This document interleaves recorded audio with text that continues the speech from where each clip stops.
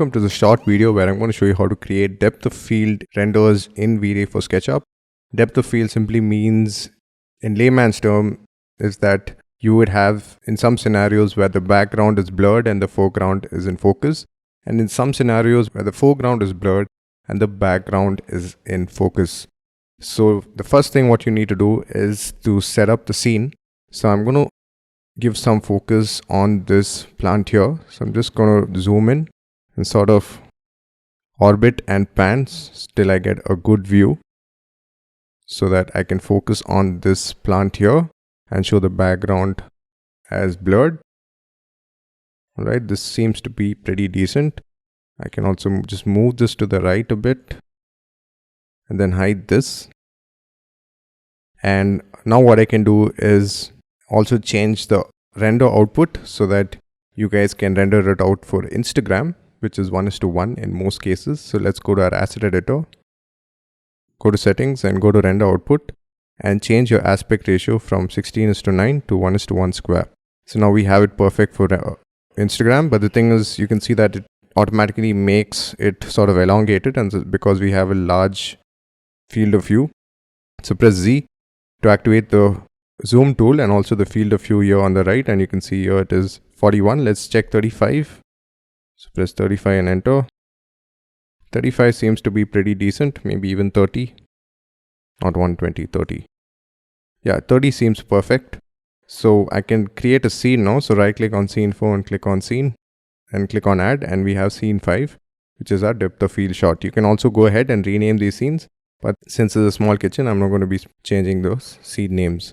Alright, so now we need to activate the depth of field in our Vray settings. So let's go to our asset editor, go to settings, go to camera, and here in the bottom you'll find depth of field. So you need to switch this on, open the toggle to see the depth of field settings.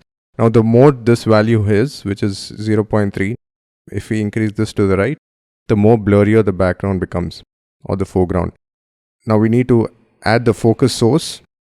So to apply the focus on this object, you can click here, which is the pick point tool, and then simply click on the object here. So that would add a fixed distance of 53.4283.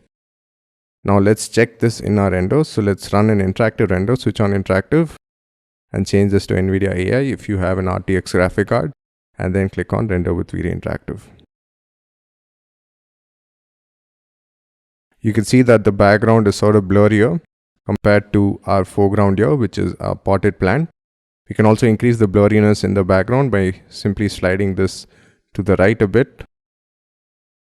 So now we have a blurrier background, but I think 0.3 should be fine as well. So I'm going to go back and change this to around 0.317. Alright, you can see the blurry background and you can see our potted plant in focus. Now it's an interactive render, so you can't really see the final quality. So let's set it up for our final render.